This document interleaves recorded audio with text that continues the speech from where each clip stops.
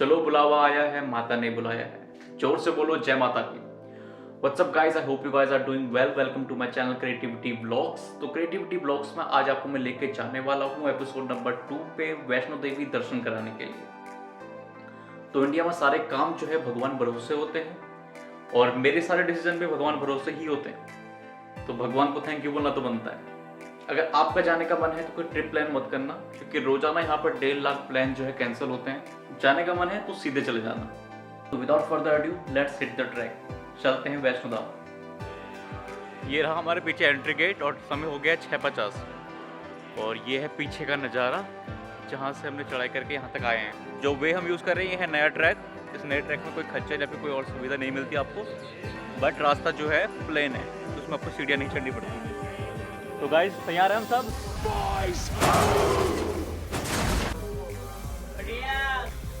चलते चलते करीबन हो चुका है 1 किलोमीटर। जय माता दी।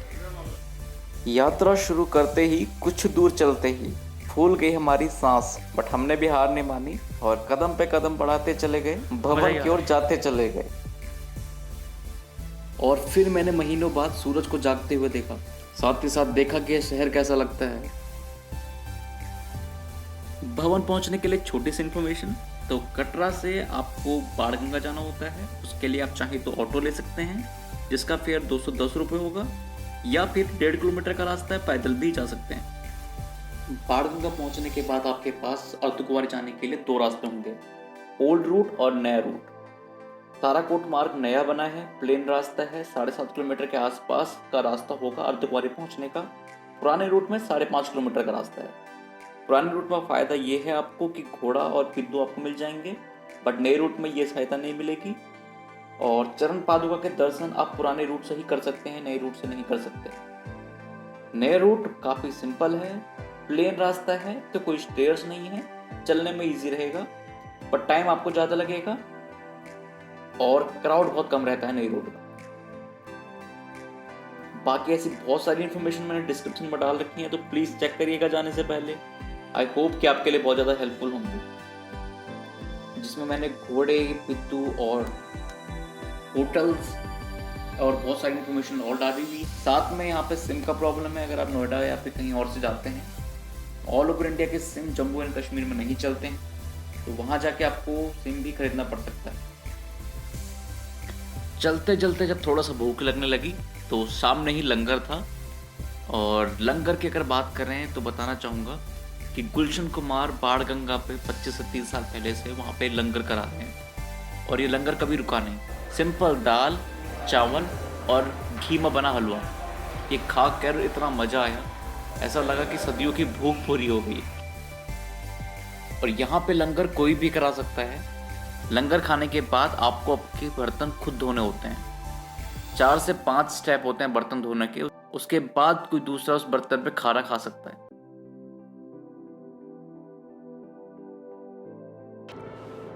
मेरे पीछे आप जो देख रहे हैं ये है लंगर। तो यहाँ पे डेली बेसिस पे कोई भी लंगर करा देता है और बहुत ही अच्छा सिस्टम है। पहले आप दाल चावल खा लीजिए, साथ में आपको हलवा मिलता है।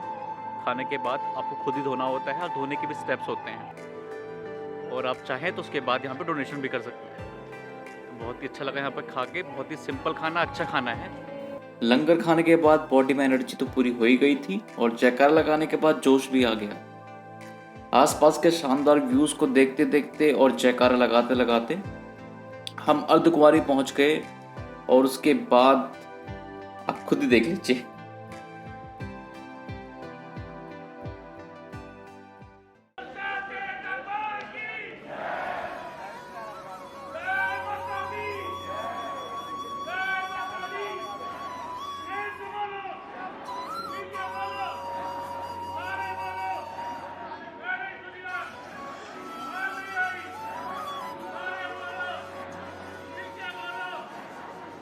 अर्धकुंवारी में माता ने गर्भजून की अवस्था में 9 महीने तक कन्या रूप में तपस्या की थी, और हमें भी सौभाग्य प्राप्त हुआ कि हम भी इसके अंदर जा पाए। बड़ा ही सिस्टमेटिक तरीका है, उसमें कोई मोबाइल फ़ोन आपको नहीं ले जाना होता है, पर्स नहीं ले जाना होता है, बेल्ट कैमरा ये अलाउड नहीं होते हैं, और उसके रखने के लिए यहाँ पे जगह भी है। आप वहाँ पे अपने सामान रख कर और पर्ची कटवा कर आपका जब बैच आएगा उसके बाद आप वहाँ जा सकते हैं और जो गुफा है वो गुफा के दर्शन करके आ सकते हैं। इसमें थोड़ा समय लग सकता है। अर्धकुंवारी पे आपकी यात्रा आधी हो जाती है। बहुत तेज हेलीकॉप्टर की आवाज़ आई तो पता लगा कि साथ में सांची साथ है, जो कि भवन से कुछ ही किलोमीटर पहले पड़ता है और यहाँ पे हेलीपैड है। तो कुछ यात्री जो पैदल चल के या फिर घोड़े से नहीं आ सकते, वो बुकिंग कर सकते हैं हेलीकॉप्टर का, जिसका वन साइड का प्राइस होता है 1045 रुपये। कुछ दूर चलते ही जयकारे तेज होने लगे और माँ का भवन दिखने लगा।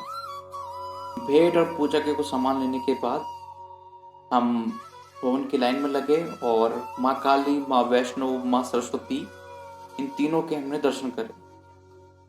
सौभाग्य इतना अच्छा था कि इस टाइम पे पुरानी गुफा भी खुली हुई थी, जो कि बहुत रेयर ही खुली दिखती है। और शाम को यहाँ पे आरती भी होती है।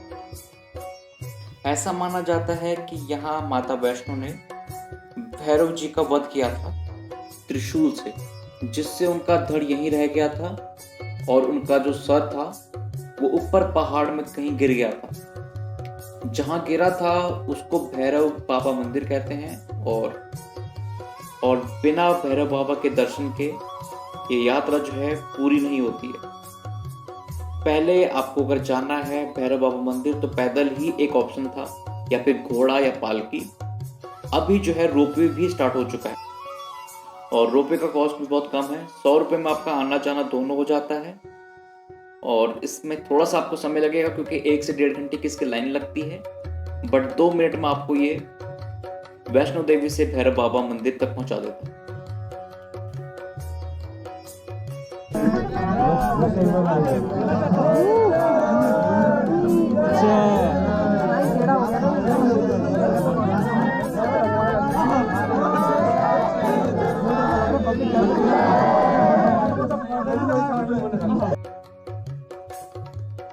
ट्रॉली का जो टाइम है वो है 8 से 5, सुबह 8 बजे से शाम के 5 बजे तक। और एक ट्रॉली में 35 आदमी एक बार में जा सकते हैं। और इसका जो टाइम ड्यूरेशन होता है 2 घंटे के लिए आपकी जो पर्ची होती है वैलिड होती है, उसमें ऊपर नीचे दोनों आ सकते हैं। अर्धकुमारी के बाद बंदरों का थोड़ा सा आतंक रहता है। अगर आपके हाथ में कोई सामान है तो एडवाइस यही रहेगी कि पीछे कोई पिद्दू बैग ले लें या फिर कोई बैकपैक ले लें, उसमें अपना सामान रखें, क्योंकि हाथ के सामान को बंदर हाथ से छीन लेते हैं। जैसे ही हम भैरव बाबा मंदिर पहुंचे, वहां का नज़ारा कुछ अलग ही था। मानो हम आसमान में खड़े हैं और ज़मीन हमारे नीचे है। वो नज़ारा सच में देखते ही बनता है। मैंने कोशिश करी कि ये सब कुछ मैं कैमरे में कैप्चर कर पाऊँ, बट कैमरे की भी कुछ लिमिटेशन है।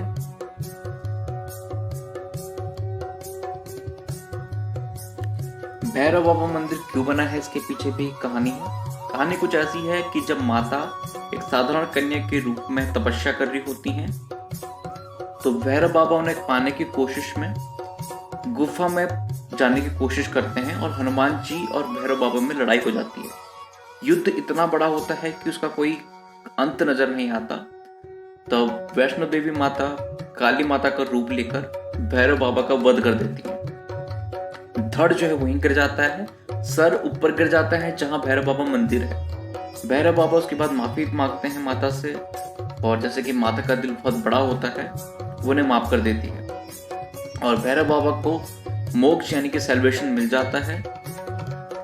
और बिना भैरव बाबा के दर्शन करे हुए ये वैष्णो देवी की यात्रा जो है पूरी नहीं मानी जाती है।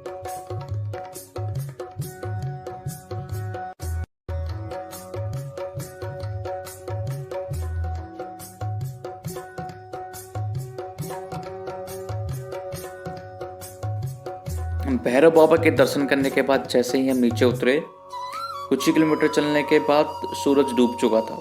फिर डस्क टिल डाउन का सफ़र जो है आगे चलता रहा, क्योंकि आगे हमें नीचे भी उतरना था।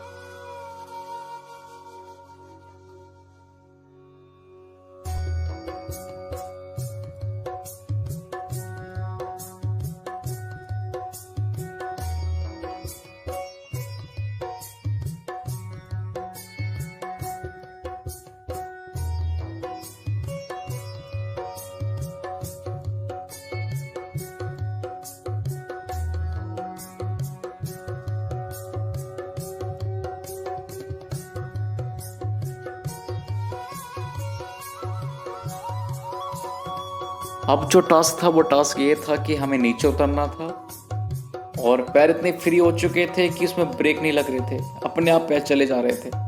तो पैरों को रोकना एक अपने आप में चैलेंज था और ऐसे ही चलते चलते 2 से 3 घंटे हमें नीचे उतरने में लग गए और फाइनली हम जो है दोबारा से अपने रूम में चले गए। वहाँ जाके जो हमारी हालत हुई क्या ही बताएं।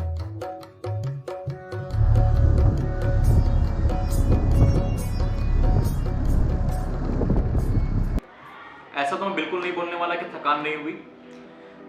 थकान बहुत हुई और ये भी पता लग गया कि मुझे जिम जाने की जरूरत है। बट जैसे तैसे करके हम रूम में पहुंचे और उसके बाद जो सोए हैं वो क्या ही बताऊं। So guys, thank you so much for watching the full video. I hope आपको वीडियो अच्छी लगी होगी।